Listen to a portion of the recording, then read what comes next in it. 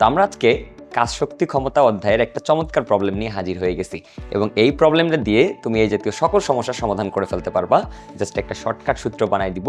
Concept সহ যদি বুঝে বুঝে এই শর্টকাটটা মনে রাখতে পারো তাহলে এই টপিকের যত ম্যাথ আসবে সলভ করে ফেলতে পারবা জাস্ট 5 থেকে 10 সেকেন্ডের মধ্যে। ভর্তি যোদ্ধা বাচ্চা কাচ্চারা, আসসালামু আলাইকুম সবাইকে। আমাদের আজকের অ্যাডমিশন হ্যাকস ডে 8-এর ক্লাসে সবাইকে জানাচ্ছি স্বাগতম। তো চলো আমরা একটু অঙ্কটা পড়ে দেখার চেষ্টা করি এবং আমরা দেখব যে অঙ্কটা কোথায় এসছে। তো তোমরা দেখতে পাচ্ছ অঙ্কটা সিকে রুয়েটের ভর্তি পরীক্ষাতে, ঢাকা ইউনিভার্সিটিতে এবং বুটেক্স ভর্তি পরীক্ষাতে আসছে। কিন্তু কি বলছে দেখো তো, যে 30 মিটার উচ্চতা হতে একটা বস্তুকে বিনা বাধায় পড়তে দিলে ভূমি হতে কত উচ্চতায় গতিশক্তি বিভব শক্তির দ্বিগুণ হবে। আই রিপিট, গতিশক্তি বিভব শক্তির দ্বিগুণ হবে। তো তুমি বুঝো তো ভাইয়া, গতিশক্তির সূত্র কি ছিল বলো। আমরা অঙ্কটাতে যাওয়ার আগে আমরা আমাদের প্রিভিয়াস ক্লাসগুলোর মতো আমরা আগে একটু বেসিক কনসেপ্ট ক্লিয়ার করব, তারপর আমরা ম্যাথমেটিক্সে যাব। বলো, গতিশক্তির সূত্র কি ছিল? কাইনেটিক এনার্জির ফর্মুলা ছিল ইকে সমান হাফ mv স্কোয়ার, অর্থাৎ কাইনেটিক এনার্জি, এই কাইনেটিক এনার্জি বা গতিশক্তি কিন্তু আমাদের বেগের বর্গের সমানুপাতিক। অর্থাৎ বেগ যত বাড়তে থাকবে, বস্তুর গতি যত বাড়বে, বস্তুর কাইনেটিক এনার্জিও তত বাড়বে। আর বিভব শক্তির সূত্র কি ছিল?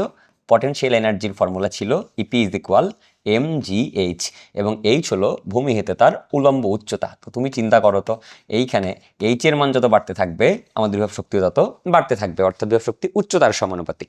এবার তুমি চিন্তা করো তো, একটা বস্তুকে যদি ভাই আমি উপর থেকে নিচের দিকে ফেলে দিই, সে ফর এক্সাম্পল এইটা একটা অবজেক্ট, এই অবজেক্টটাকে আমরা উপর থেকে নিচের দিকে ফেলে দিলাম, অভিকর্ষ বলের প্রভাবে সেটা নিচের দিকে নামতে শুরু করবে। এখন যত উপর থেকে নিচের দিকে নামবে, তুমি চিন্তা করো, ধরো এইটা হলো সেই অবজেক্ট, এই অবজেক্টটা এখান থেকে ফেলে দিছিলাম, যেখান থেকে ফেলে দিছিলাম সেখানে আমি জাস্ট একটা লাইন টেনে নিলাম।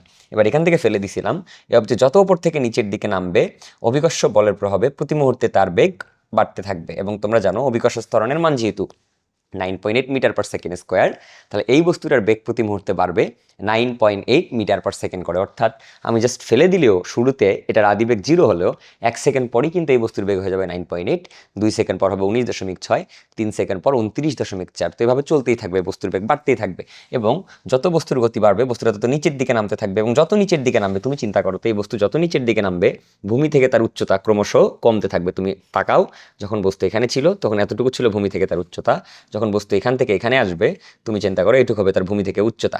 তাহলে ভূমি থেকে উচ্চতা যদি কমতে থাকে তাহলে বিভব শক্তির মান কমতেছে। তাহলে বিভব শক্তির মান কমে কি হচ্ছে, এখানে ওপর থেকে নিচে নামার ফলে, এই যে ওপর থেকে নিচে নেমে আসার কারণে এখানে যেহেতু বেগ 0, শুরুতে কিন্তু বেগ 0, তার মানে তার কাইনেটিক এনার্জি 0। কারণ তুমি চিন্তা করো ভি এর মান যদি 0 হয় ইকে হবে 0, তার মানে একদম টপ পয়েন্টে তার কাইনেটিক এনার্জি 0। বাট যখন ওপর থেকে নিচে নামলো এখানে কি তার বেগ 0 না, ওপর থেকে নিচে নামার ফলে কিছুটা বেগ কিন্তু বৃদ্ধি পাইছে, ফলে বেগ আছে, তার মানে তার গতিশক্তি আছে। এখন এইখানে গতিশক্তি কই থেকে আসলো? আমরা তো জানি শক্তি কখনো সৃষ্টি বা ধ্বংস হতে পারে না। তো এটা সিম্পল, তোমরা অলরেডি পড়ে ফেলছো যে ওপর থেকে নিচে নামার ফলে তার যতটুকু বিভব শক্তি লস হয়েছে, তুমি চিন্তা করো এই ওপরে যখন ছিল টপ পয়েন্টে তখন তার বিভব শক্তির জন্য এইটুকু হাইট বসাইছি আমি, এইখানে যখন আসছে তখন এইটুকু হাইট বসাইতে হবে। তাহলে হাইট যেহেতু কমে যাচ্ছে তাহলে বিভব শক্তি কমে যাচ্ছে, আর যে বিভব শক্তিটা কমে যাচ্ছে সেই বিভব শক্তিটাই আমাদের গতিশক্তি রূপে এই বস্তুর মধ্যে দেখা দিচ্ছে। ফলে এই বস্তু ওপর থেকে নিচে নামানোর ফলে ক্রমশ তার গতিশক্তি বাড়ছে এবং বিভব শক্তি কমছে। অর্থাৎ সোজা বাংলায় বললে, এক লাইনে বললে, বিভব শক্তিটা গতিশক্তিতে রূপান্তরিত হচ্ছে। তো এই উঠানামার খেলাতে এই বস্তুটা যখন ওপর থেকে নামবে, তো নামতে নামতে নামতে এমন একটা পজিশনে আসবে যেই পজিশনে আমাদের যে গতিশক্তি, সেই গতিশক্তি হবে বিভব শক্তির দ্বিগুণ। বুঝতে পারছো? তাহলে সেই হাইটটা তোমাকে বের করতে বলছে। তো চলো আমরা একটু অঙ্কটা করার ট্রাই করি। তবে চিন্তা করো, ধরে নাও ভূমি থেকে এক্স উচ্চতায়, ভূমি থেকে কত উচ্চতায় ভাইয়া? এখান থেকে আমি বস্তুটাকে ছাড়লাম, এই হাইটটুকু ছিল এইচ, আমরা এই সাইড থেকে বস্তুটাকে ছাড়ছি এবং বস্তুটা আস্তে আস্তে পড়তে পড়তে পড়তে পড়তে সে যখন ভূমি থেকে এক্স উচ্চতায় চলে আসছে, তো ভূমি থেকে এক্স উচ্চতায় তার যে গতিশক্তি, সেই গতিশক্তি হয়ে গেছে বিভব শক্তির দ্বিগুণ। তো চলো তো আমরা একটু সমীকরণ লিখে ফেলতে চাই। তো ইপি সমান আমরা কি লিখতে পারি বলো তো?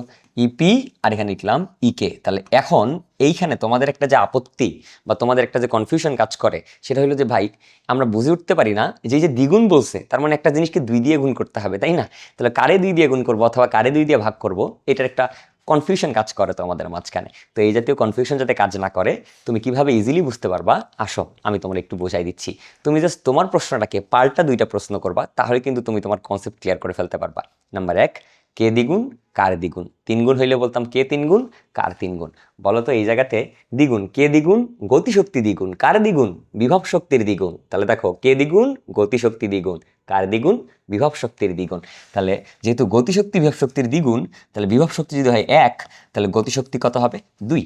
বুঝতে পারছো? যেহেতু গতিশক্তি বিভব শক্তির দ্বিগুণ, বুঝছো? আই রিপিট, ভালো মতো আবারও বলতেছি, একটু খেয়াল করো।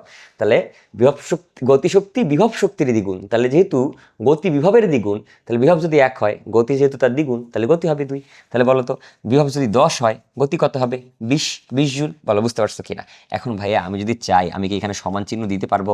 মুরব্বী, জীবনও দেওয়া যাবে না, কবিরা গুণ হয়ে যাবে। কিন্তু 1 সমান জীবনে 2 লেখা যাবে না, 10 সমান 20 লেখা যাবে না। এবার আমি যদি এখানে একটা জোর করে সমান চিহ্ন দিতেই চাই, তাহলে কখন দিতে পারবো বলো তো? আমি যদি এটাকে 2 দিয়ে গুণ দিই, দেখো তো, এটাকে যদি 2 দিয়ে গুণ দিই, তাহলে কি সমান হয়ে যাবে না? তাহলে কিন্তু সমান হয়ে যাবে। দেখো 2 = 2, 20 = 20।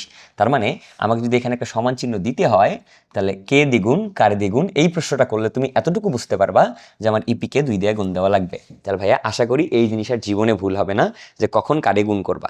এবার এটা তো গেল কনসেপ্ট।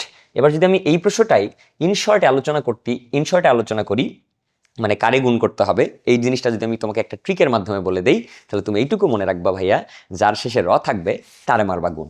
দেখো তো এখানে র কার শেষে আছে? গতিশক্তি শেষে না বিভব শক্তি শেষে? ভাইয়া বিভব শক্তি শেষে রটা আসছে, তাই না? তাহলে যেহেতু বিভব শক্তি শেষে র আছে, যার শেষে র থাকবে তারে মারবো গুণ। তাহলে বলো এইখানে আমি যদি এই যে বিভব শক্তি শেষে র আছে, এটা 2 দিয়ে গুণ মেরে দিব। বুঝতে পারছো? তো এখন আমারে বলো তো, এখান থেকে আমি যদি ক্যালকুলেশনে আসি, বলো তো ভূমি থেকে কত উচ্চতায় আমরা ধরে নিছি? ভূমি থেকে x উচ্চতায় গতিশক্তি বিভব শক্তির দ্বিগুণ হচ্ছে। তাহলে বিভব শক্তির সূত্র কি? বিভব শক্তির সূত্র হচ্ছে mgh। h মানে ভূমি থেকে উচ্চতা, কিন্তু এখন কি ভূমি থেকে উচ্চতা h না x? x, তাহলে তুমি লিখবা mgx। আর ই কে সমান কি লিখবা ভাইয়া? Half mv²। ফাইন, ওকে, এতটুকু বুঝছো। এইবার দেখো তো এইখান থেকে আমি যদি ভি এর মানটা বের করি, ভি কি?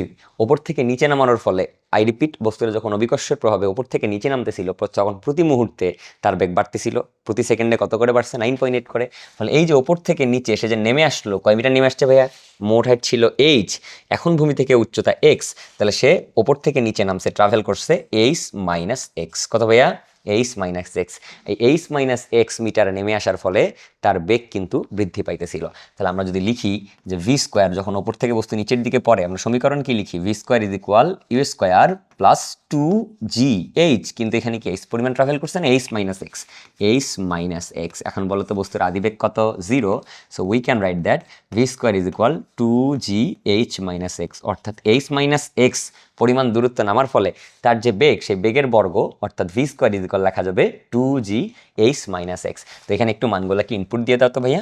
দেখো 2 × mgx = হাফ mv² মান কত পাওয়া গেছে? 2gh - x। এবার দেখো এখানে একটা কাটাকাটির মহোৎসব লেগে যাবে, কিন্তু দেখো অনেকগুলো জিনিস কেটে যাবে, কেটে যাবে, জি কেটে যাবে। দেখো ভাইয়া এখানে 2 কেটে যাবে। তাহলে বলো তো ভাইয়া এখানে কি পড়ে থাকে? এখানে কি পড়ে থাকে? এখানে পড়ে থাকে 2x। Look at this, 2x = কত পড়ে থাকে? এখানে পড়ে থাকে h - x। দেখো তো ভাইয়া, এই পাশের -x, এ পাশে গেলে প্লাস, এখানে 2টা x আছে, আর একটা x চলে গেলে হবে 3টা x, তাহলে 3x = h। So the value of x should be equal h/3। তার মানে আমি মোট হাইটকে 3 দিয়ে ভাগ করলে x এর মান, অর্থাৎ ভূমি থেকে কত উচ্চতায় গতিশক্তি বিভব শক্তির দ্বিগুণ, সেই উচ্চতাটা পেয়ে যাবো। তাহলে h এর মান কত? 30 মিটার।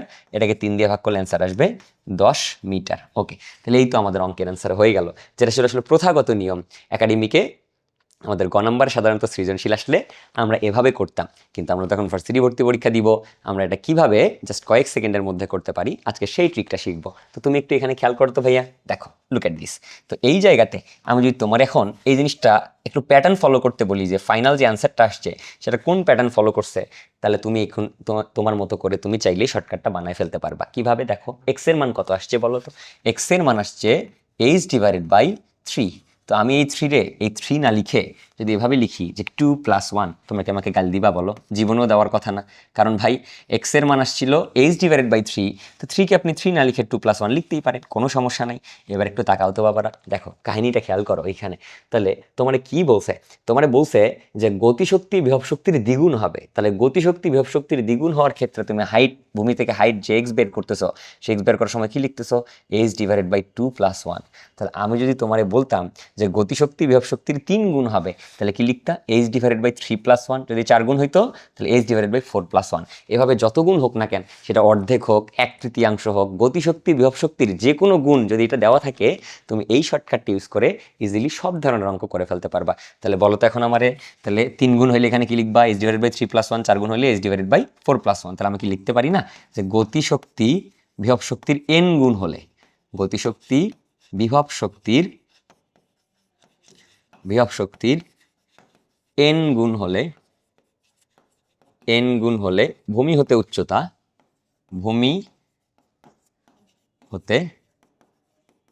উচ্চতা x ইজ ইকুয়াল তুমি লিখতে পারবা h/n+1। বাহ, মজা আ গিয়া ভাইয়া। একটা চমৎকার সূত্র আমরা দেখে ফেলছি, যে সূত্র দিয়ে ইজিলি আমরা অঙ্কগুলোকে জাস্ট কয়েক সেকেন্ডের মধ্যে করে ফেলতে পারবো। তো এই ছিল আমাদের চমৎকার একটা শর্টকাট ট্রিক, যে শর্টকাট ট্রিক দিয়ে গতিশক্তি বিভব শক্তির যতগুণই হোক না কেন, তুমি সকল ধরনের ম্যাথ জাস্ট এই শর্টকাট দিয়ে কয়েক সেকেন্ডের মধ্যে করে ফেলতে পারবা। তো এই ছিল আমাদের আজকের অ্যাডমিশন হ্যাক সিরিজের ক্লাস। ধন্যবাদ সবাইকে।